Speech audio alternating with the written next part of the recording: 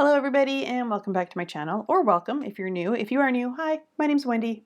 I'm doing something a little bit different in this video. So I started playing with some Halloween colors, picking them out of my colored pencils, and then I thought it would be fun to try to match watercolors to those. So I thought I should do a Halloween palette and mixing chart. Why not? So yeah, let's take a look at the colors I chose and the results of the chart. I hope you enjoy this. Okay, so when thinking of Halloween colors, the first two colors that come to my mind are black and orange. So for the black, I decided to pick Mars Black by Winsor Newton, which is PBK 11. I picked this color because it is pretty neutral for a black. It is granulating, and I've been seeing it a lot lately while I have been swatching a bunch of the super granulating watercolors from Schminke Hordam. They have been using the Pigment Black 11 a lot in their mixes. So it was on my mind, and so I grabbed it. So for the orange, I picked one that was pretty new to me. It is a handmade paint by the Beam Paints company here in Canada. And this orange is a combination of PY74 and PR101.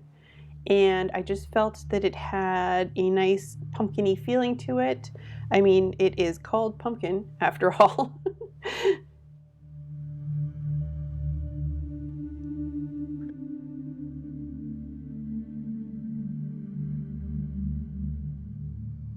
And so right behind black and orange as Halloween colors, the next two colors I think of are green and purple.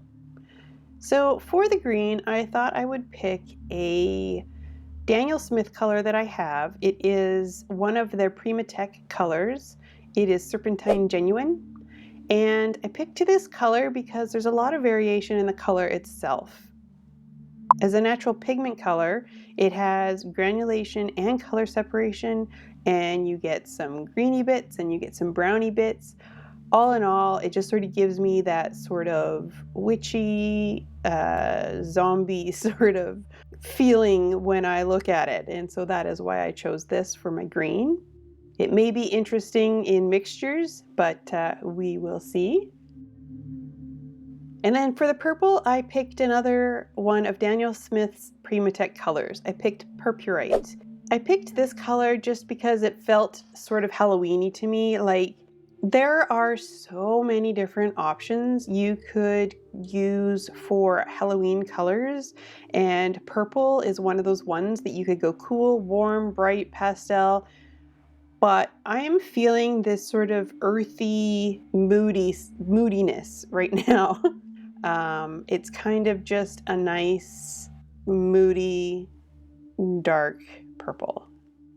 And to round this off, to make it a 6-color palette, I wanted to add a teal color of some sort, which is also sort of Halloween-y to me. It reminds me of, you know, zombies and ghouls and, you know, things like that. Gangrene, you know, dead stuff. And a red, of course, because, you know, blood. So anyways, for the teal, I don't actually have a teal per se, but I chose Cobalt Blue by Winsor Newton, which is PB36. So like a lot of other cobalt colors, this is a little bit sort of heavier, a little bit more opaque, more dense, I guess you could say, of a color. It's a little bit more on the blue side than what I was originally thinking, but I think it works, and we'll see. It'll make some interesting mixes. And then for the red, I went with another Daniel Smith color. I went with Deep Scarlet. It's PR175, and I love this color. It's just a really nice, deep, warm red, and it does sort of a little bit, you know, remind me of blood, particularly in the heavy mass tone areas. And then it just washes out into a nice warm red. So I think this will round off the 6 colors for the Halloween palette and give some more mixing possibilities. So yeah, that is the 6 colors that I chose. Now let's make the color chart and see what other kinds of colors we can make out of these 6 colors.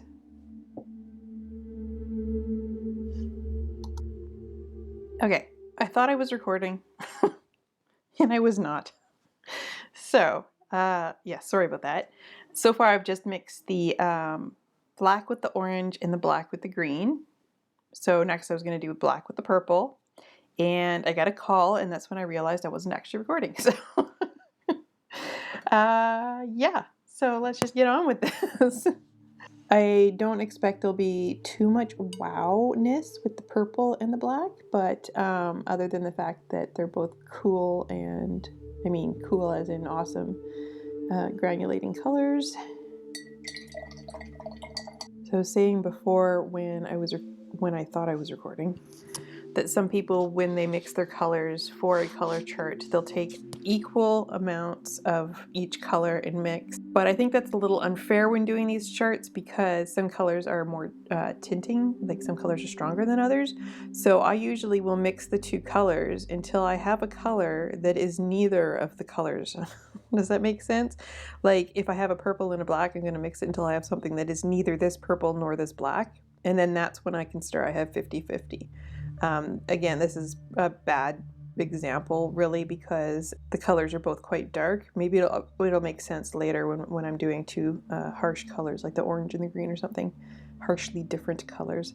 So yeah, but what I'm doing with this mixing chart again, because I wasn't recording when I said it the first time, is I am doing 1 square heavier to, like, say this one's gonna be heavier to the black and this one will be heavier to the purple as far as the mix goes. And this is actually very lovely. Oops, I'm not quite in frame here. It's actually quite nice and just sort of adds a little bit of just adds a little bit of something to that black. It's actually a very, very lovely color. Let's see what I can get going here for the mostly purple one. They're very dark colors, so it's not like it's going to be a drastic change.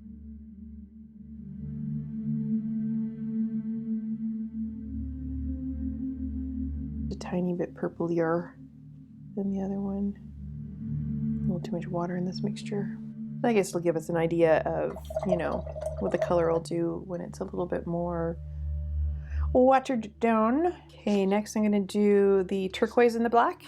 Pop down my turquoise here.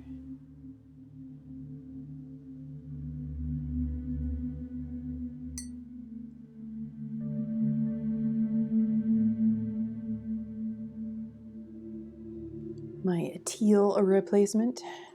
Teal, the color of gangrene.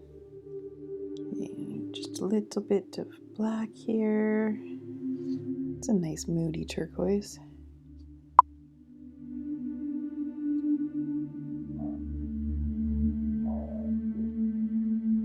I don't know if that's coming up in camera, but there's a couple of dogs outside barking at each other. I have the window in my office here closed, but the window in the bedroom, the next room over, is open. Okay, now mostly black. We need a little bit more pigment here.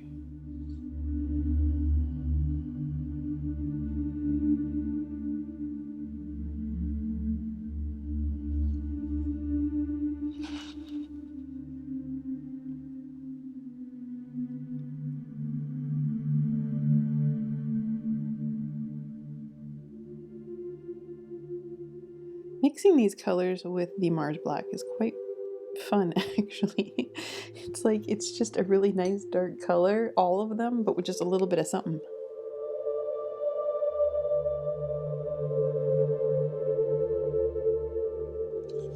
I feel like some of these color combinations are going to need further exploration. Okay, now I'm going to do the black and the deep scarlet.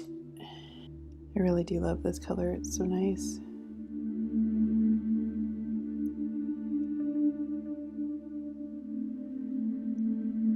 I don't remember if I said this already or not, or if it was during the part where I thought I was recording and wasn't, but sorry about the blue tape. It's the only color of tape I had in that small size, but we'll do the tape removal or reveal when I'm all done here.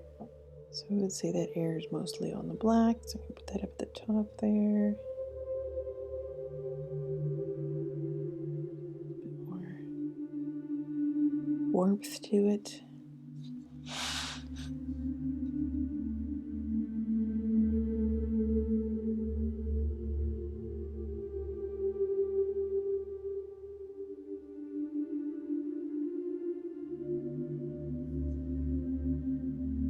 Oops, way too much water. Let's just clean it up there a bit. I think it's like a really nice dark brown, actually. It'd be cool to see what it looks like when it dries. Yeah, this makes a really, when it's mostly red, it's sort of a,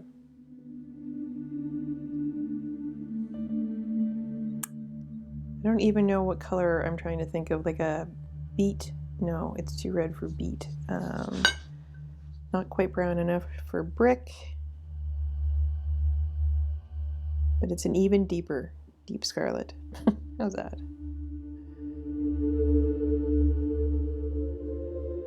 Okay. Next we will do all the orange mixes. I got a little bit of room here before I gotta wipe off my palette. I find this pumpkin orange from Beam, it likes to take its sweet time to get all reactivated.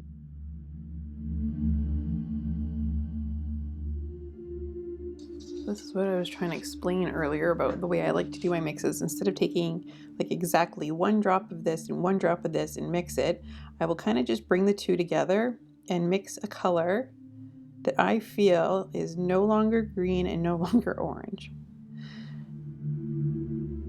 Because here I'm seeing the green is stronger. And this is still a little green. Basically, we're going to end up with like a brown. But like, see, if I had just done 50 and 50, it would still mostly look like the serpentine, I think. Like, I think I can go right in here, there. See, now we've got like a brown. No, you can't see. Now we've got kind of like a brown color.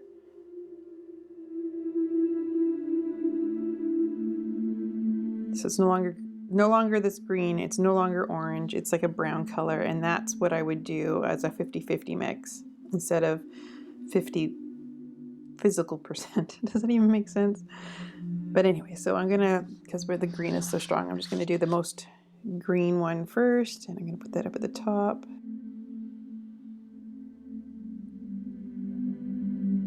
So the orange does make this green just a little bit warmer, but it is still very green. Green is definitely stronger than the orange as far as its potency, its tinting strength. There we go. Sort of a rust color.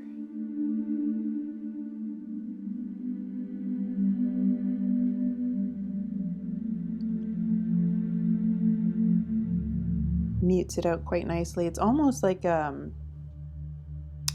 not quite, but almost like a sienna, like a burnt sienna.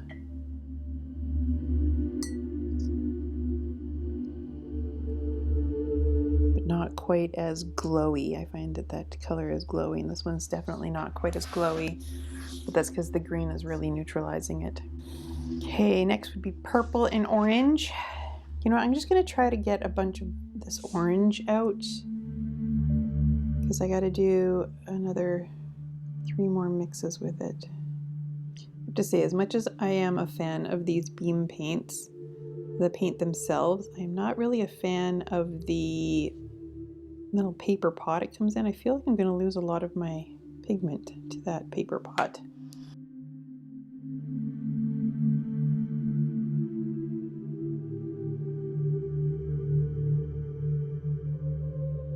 So here it is, mostly purple. It's actually quite a nice color. It's a very, like a warm brown, I guess.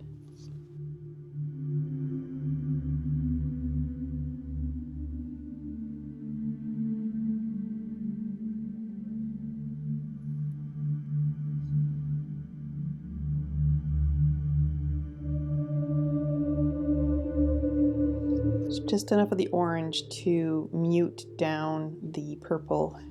And so the next wash will be just enough purple to mute down the orange. Nice warm, soft, earthy brown.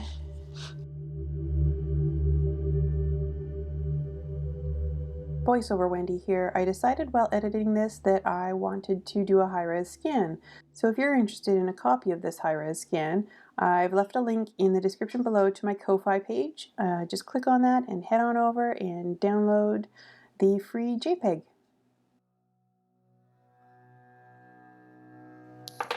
Okay, next up, turquoise and orange. It's actually making a very, very nice green. It's an interesting green. Of course, the more orange you add to it, the more warm and olivey it gets. If I come back out here, then you have like a cooler green.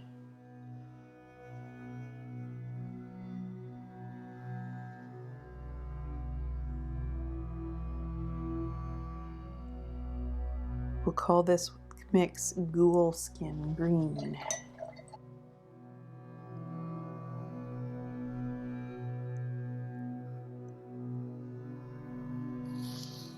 Okay, now I want to get into more orange.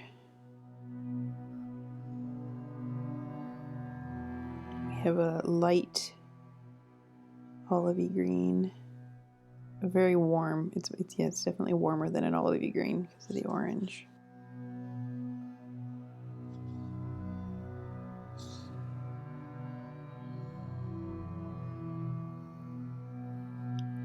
So if that's cool green, this is zombie green. See, I knew this would be a great Halloween palette. Okay, the last orange mix here is going to be with the deep scarlet. So these are very close in hue, so we're not going to get any major wow-ness, I don't think, with the mixtures.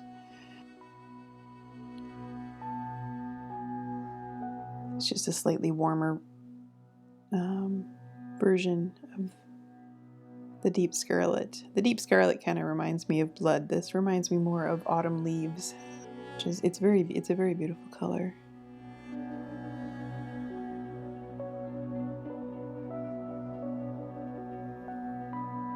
Okay, now the one that's going to be mostly orange.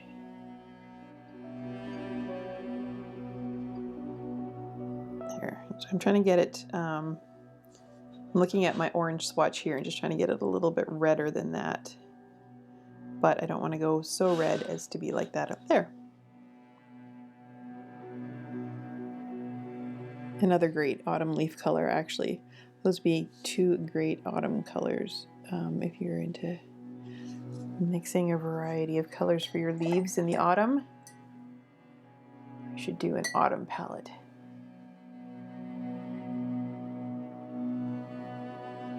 Okay, and now the greens. Get some purple going here already. There's one little more actually. Okay, so purple and green, complementary colors. Although this has a lot of brown in it, so it'd be interesting to see what happens. Looks like this one's going to go into a very cool brown. Actually, it's not. I guess it's cool relative to the colors I am mixing it with. It does have a little bit of that purpley undertone to it, which would suggest warming it up a little. And now let's see if I can get. Did I put that in the right spot? Yes. No, I did not put that in the right spot. Shite. Okay, I don't know what I was thinking there, but we're just going to have to fix that a bit. Add some water.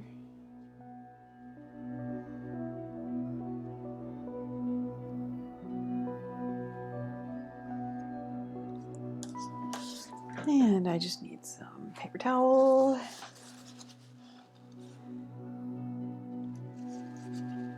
Neither of those colors are very staining. That came right up. That was lovely. Okay, I have no idea what I was thinking when I put that there. Clearly, I was not. Let me just mix my color back up here again and put it where it's supposed to go.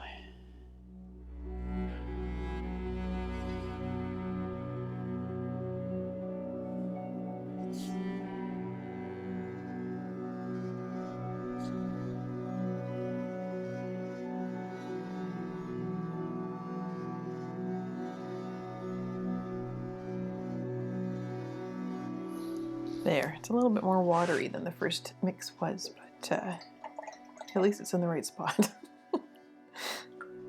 I'm not having a good day today. I think I'm filming when I'm not filming, putting colors in the wrong spots. Now we're gonna do my mostly green one, just a little bit of purple.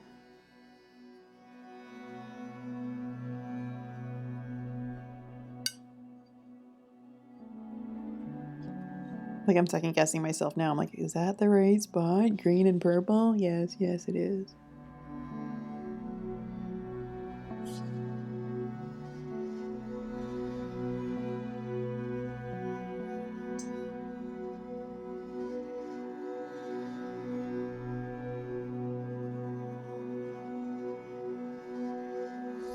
It's actually pretty similar to, just a little bit cooler than the orange. Okay, turquoise and green. I feel like these are just gonna make some different versions of green. That's a really lovely aqua.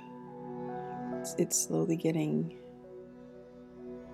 more mucky as I add green because that green's got a lot of brown in it, but the turquoise is stronger than the green, but I could have just had a thicker mix, I think.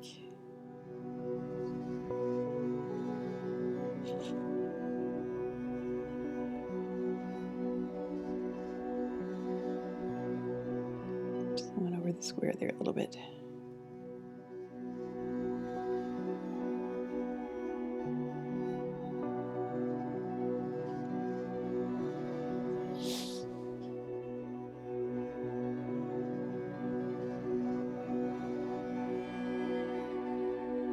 And there's the greenier turquoise.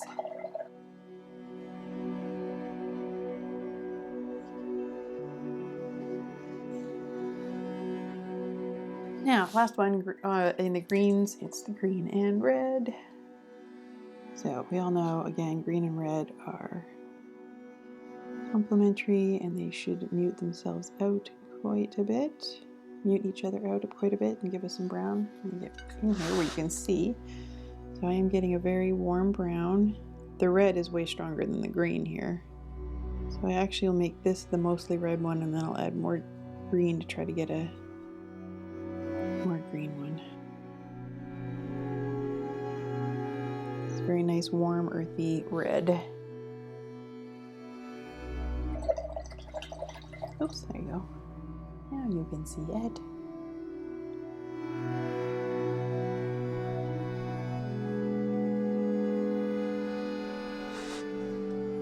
And here's the one heavier on the green side.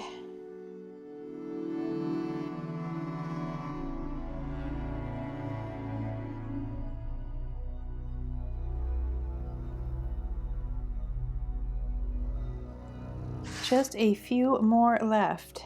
Yeah, I'm going to have to clean this out. Okay, so purple and turquoise. I'm just gonna do it in this plate actually. So I got purple and turquoise, and I will have to do turquoise and red, but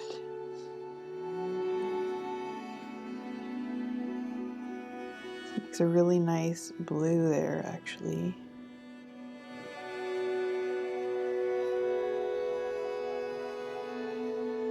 Very dusky, dark, moody blue.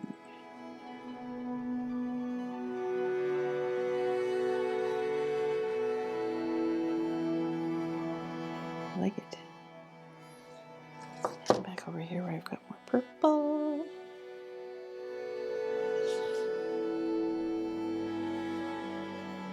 Same, similar, but just a little bit more warm because I got a little more purple in there. I probably could have added even more purple to really make a different color there. Probably I should have.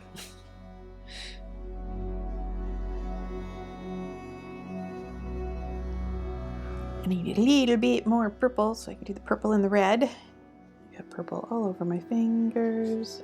So purple is just enough to cool off a little bit and darken up that red.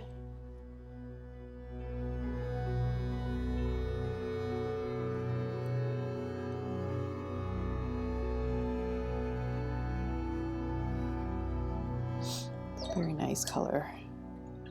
I like that one. I love deep jewel tony colors.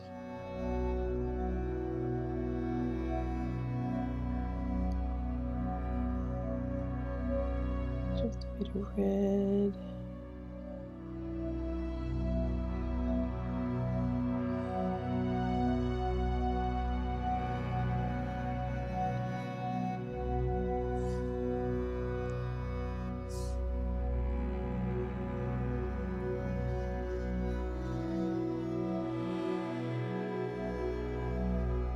We are down to the last two squares here, and it's going to be the turquoise and the red. So we're gonna get like red and blue, yes, make a purple, but this is a greeny blue. It's gonna make more of a grayish mud color. The blue is really, really overpowering this red. I think we got something here that's neither turquoise nor red.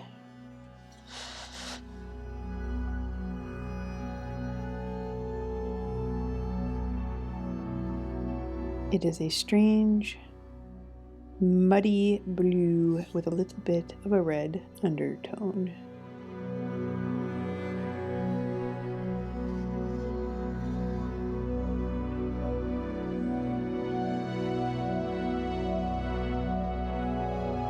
It's a very interesting gray, actually.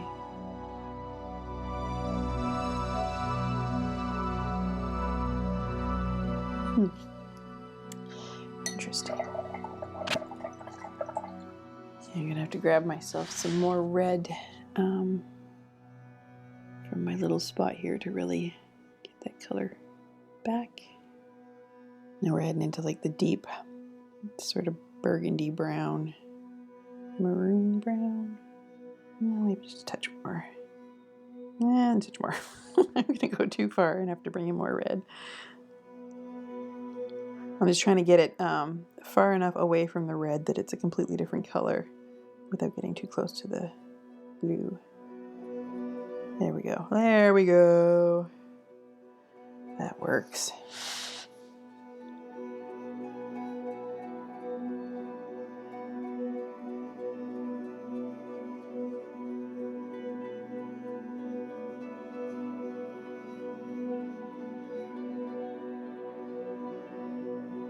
Yeah, nice dark burgundy.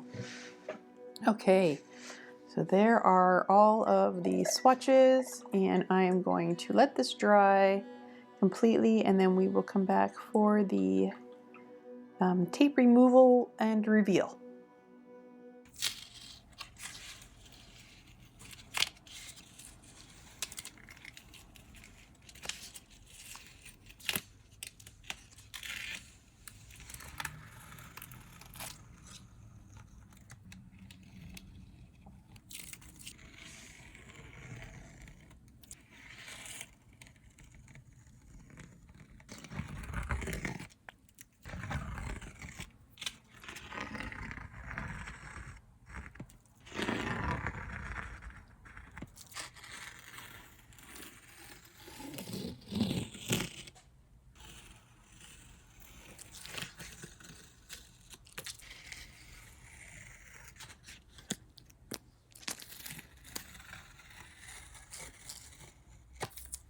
There it is, the final palette, the final Halloween palette of 2022. You know, I had a lot of fun doing this. This is the first time I've ever tried to curate sort of a, I don't know, like a special palette. I mean, this is not exactly the most versatile palette. Like, I don't think you could use these colors year round. We're missing, like, well, in particular, I think we're missing a yellow. So if I had used sort of a yellowy or orange instead of this pumpkin, then maybe this would have been more versatile, but it was still a really fun experiment. And I kind of want to do it again with other things. Yeah, let me know what you thought of this. Let me know if you'd like to see more sort of fun and custom, unusual palettes or color curations. I don't know exactly what to call it. So if you found this interesting, let me know in the comments below. What kinds of other sort of color curations would you like to see, if any? And what did you think of this set? What do you think of these colors together? Like, I definitely see pumpkins and witches and zombies and ghouls in these colors here. I think it's really fun. Once again, if interested, there is a link in the description where you can download the full high-res JPEG of this color palette and mixing chart. Yeah. Thanks for joining me on this little experiment, and I hope you really enjoyed it. And until the next video, bye-bye.